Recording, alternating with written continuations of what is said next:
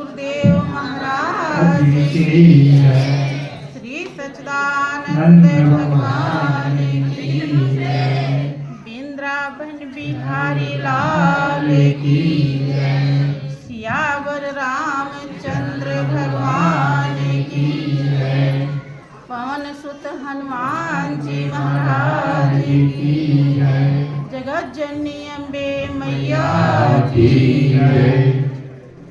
उमापति महादेव की साचे दरबार की सत्य सनातन धर्म की बोलिए प्रेम से सब संतों की बंदो गुरुपद कंज कृपा सिंधु रूप हरि महामोह तम पुंज जासु वचन रवि कर निकर बंदो चरण सरोज गुरु मुद मंगल आगार जहि सुमिरत जन होत हैं भव सागर से पार बंदों श्री गुरुपद कमल सच्चिदानंद स्वरूप जगतारण कारण प्रभु प्रगति धर नर रूप परम पुरुष गुरुदेव जी शाश्वत शांति निधान बार बार दंडवत करूं सकल सुखों की बोलिए प्रेम से श्री सद्गुरुदेव महाराज की जय श्री सच्चिदानंद भगवान की जय वृंदावन बिहारी लाल की जय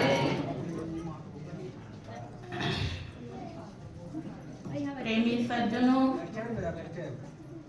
परम पिता परमेश्वर की असीम दया दृष्टि से हम जीवों को सत्संग का महापावन अवसर मिला हुआ है। हम जीवों के अति बड़े भाग्य हैं जिसकी व्याख्या नहीं की जा सकती, बशर्ते हम उतना ही प्राप्त कर पाएंगे जितना हमारी कर्म कमाई होगी। हमेशा आप सुनते रहते हैं कर्म प्रधान विष रचि राखा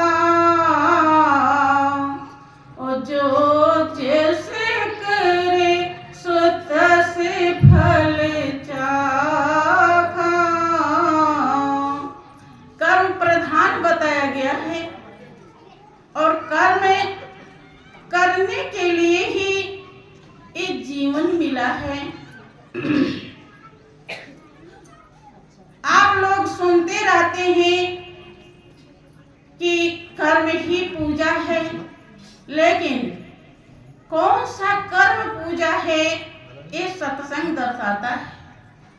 सत्संग अगर ना मिले तो आप समझ नहीं पाएंगे कि किसी को मारना पूजा है कि किसी को बचाना पूजा है, किसी को जिलाना पूजा है। पूजा है क्या? सत्संग ही सच्चाई को दर्शाता है। अब सत्संग मिले किसको? आने के लिए तो बहुत आ जाते हैं, यद्यपि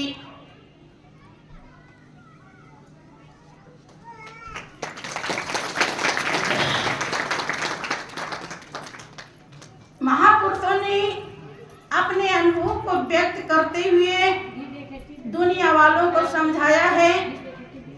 जिन प्यारों पर जगवालों हो खास इनायत सतगुरु की, उनको ही संदेश आ जाता है और वही बुलाए जाते हैं। दरबार में सच्चे सतगुरु के दुख दर्द मिटाए जाते हैं और दुनिया के सताए लोग यहाँ सीने से लगाए जाते हैं। लेकिन यहाँ आने वाले भी इस रहस्य को समझ नहीं पाते हैं। उतना ही कोई समझ सकता है जितना उसका हृदय निर्मल होगा। अगर हृदय निर्मल नहीं है तो बिल्कुल भी नहीं समझ सकता। बल्कि ये ऐसा पावन स्थान है जिसे धर्म का स्थान कहा जाता है। बताया जाता है कि यहाँ पर पाप और पुण्य उसी तरीके से बढ़ता है जैसे रावण का सिर बढ़ता था। पाप भी उतने बढ़ता है और पुण्य भी उतने बढ़ता है। तो यहाँ आने के बाद भी कुछ लोग अगर गहराई में नहीं उतरते हैं, ध्यान नहीं देते हैं, ये सोच कर नहीं चलते हैं कि हम जा कहाँ रहे हैं। शास्त्र आपका दर्शाता है कि संत मिलने को जाइए, ताजी माया अभिमान, और ज्यों ज्यों पग आगे धरे कोटिन यज्ञ समान। लेकिन हमारे जितने भी प्रेमी सज्जन यहाँ पर पधारे हुए हैं, इसमें से कोई कोई बिरले होंगे जो इस भाव को लेकर आए कि हम संत से मिलने जा रहे हैं। मिलना बहुत मार्मिक शब्द है। लोग कहते हैं आप उनसे मिले। मिले का मतलब ये नहीं कि देख लेना, लेना ना देना, जरा देख तो लेना, ऐसा नहीं। मिलने का मतलब होता है उनके अनुसार अपने जीवन को ढाल लेना। लोग कहते हैं वो उनसे मिल गए, अर्थात उनकी बुद्धि में उनकी बुद्धि। लेकिन अगर ऐसा नहीं हुआ तो हम संत से मिले नहीं। वो कहते कुछ और, हम करते हैं कुछ और। अगर हम उनसे मिल जाएं, मिलने के लिए चलें, मिलने के लिए वही चलता है जिसको ये अनुभव हो जाता है कि हमारी आत्मा की प्यास, हमारी आत्मा की संतुष्टि संत महापुरुष से ही होगी। इसके अलावा और कोई दूसरा रास्ता नहीं। वो बड़े हर्ष उल्लास के साथ, बड़े आनंद के साथ अपने महल झोपड़ी से चलता है कि आज हमें संत का दर्शन होगा जो उस परमपिता परमेश्वर को लखाएंगे जो जर्रे जर्रे में विराजमान है, रोम रोम में समाया है, कण कण में रम रहा है, जो हर जगह व्यापक है। हम उस अपने मालिक को पहचान पाएंगे, वो हमारे ज्ञान दृष्टि को खोलेंगे, हमारा जीवन धन्य हो जाएगा। जब ऐसा भाव लेकर के कोई प्रेमी भक्त चलता है, तब उसका एक एक कदम करोड़ों यज्ञ का फल देता है। नख से लेकर चोटी तक वो पावन हो जाता है, क्योंकि पावन सत्ता उसके हृदय में भाव विभोर हो गई है, अपने लक्ष्य पर चलने के लिए तैयार हो गई है, पहुंचने के लिए उत्साहित हो गई है। अब उसका रोम रोम पवित्र हो जाता है। लेकिन ऐसा भाव कोई कोई लेकर चलता है। भाइयों बहनों, देखें, दुनिया में पूजा पाठ भक्ति के बहुत साधन हैं, कम साधन नहीं है। कोई रामायण पढ़ता है तो अपने को भक्त समझता है, कोई गीता पढ़ता है तो अपने को भक्त समझता है, कोई जल चढ़ाता है तो अपने को भक्त समझता है, कोई मंत्र जपता है तो अपने को भक्त समझता है, कोई तीर्थों में जाता है तो अपने को भक्त समझता है। इसी प्रकार से भक्ति के तमाम साधन हैं, लेकिन ध्यान रहे,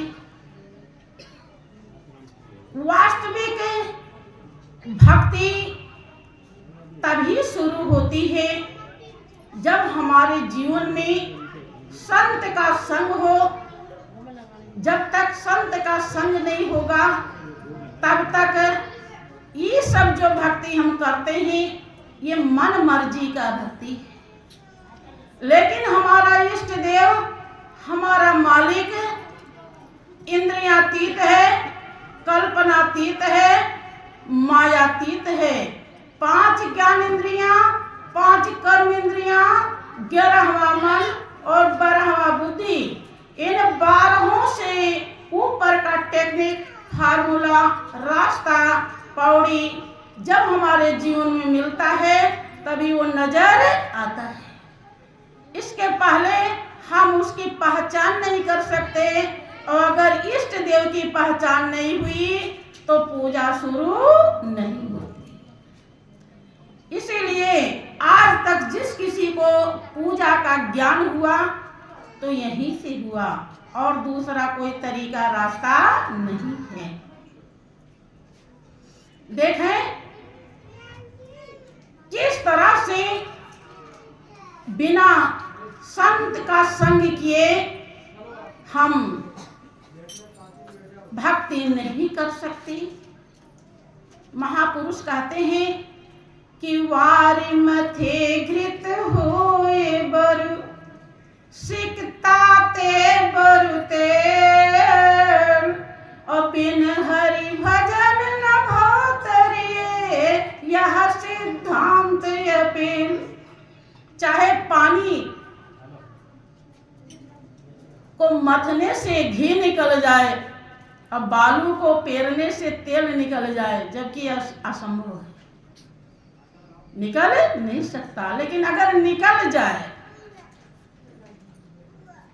असंभव भी संभव हो जाए, फिर भी बिना हरि को भजे आप भाव सागर, भाव माने दुख, सागर माने समुद्र, से पार नहीं होंगे। पार होने का मतलब समझते हैं? पार होने का मतलब है महत्व देना। जब आप मालिक का महत्व देंगे तो दुनिया महत्वहीन हो जाती है। एक महत्वपूर्ण होगा तो दूसरा महत्वहीन हो जाएगा, और आप उसके तरफ होंगे जिसका आप महत्व देते हैं। अगर आपने मालिक का महत्व दिया तो आप मालिक के बन गए, अगर आपने दुनिया का महत्व दिया तो आप दुनिया के बन। इसलिए कह रहे हैं कि यह सिद्धांत अपेल है, अडिग है। बिना हरि को भजने का मतलब होता है याद करना रात दिन। वही आधार है, उसी से रोना, उसी से हंसना, उसी में जीना, उसी में, यही है भजन। ये नहीं कि कुछ गा बजा लिया, कभी सुमिरन ध्यान कर लिया, बस हो गया, ये नहीं भजन। सही भजन यही है। जब ऐसा भजन होता है तो संसार आपके हृदय से महत्वहीन हो जाता है, अर्थात आप समझ जाते हैं कि ये हमारे लिए कितना महत्वपूर्ण है, ये कितना दुखदाई है और कितना सुखदाई। इसको हृदय में रखना जरूरी है या निकाल देना चाहिए। आप समझ जाते हैं और जैसे आपने समझ लिया तैसे आप भवसागर पार।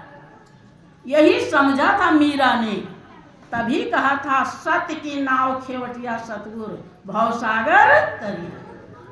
लोग कहते मरने के बाद हम भवसागर पार होंगे, नहीं, जिंदे अगर नहीं पार हुए तो मरने के बाद कोई गारंटी नहीं।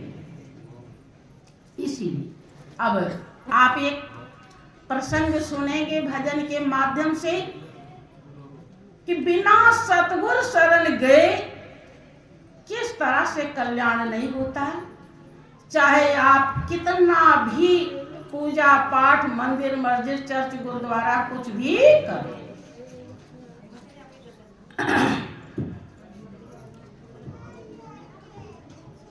बोलिए प्रेम से श्री सच्चिदानंद भगवान की जय।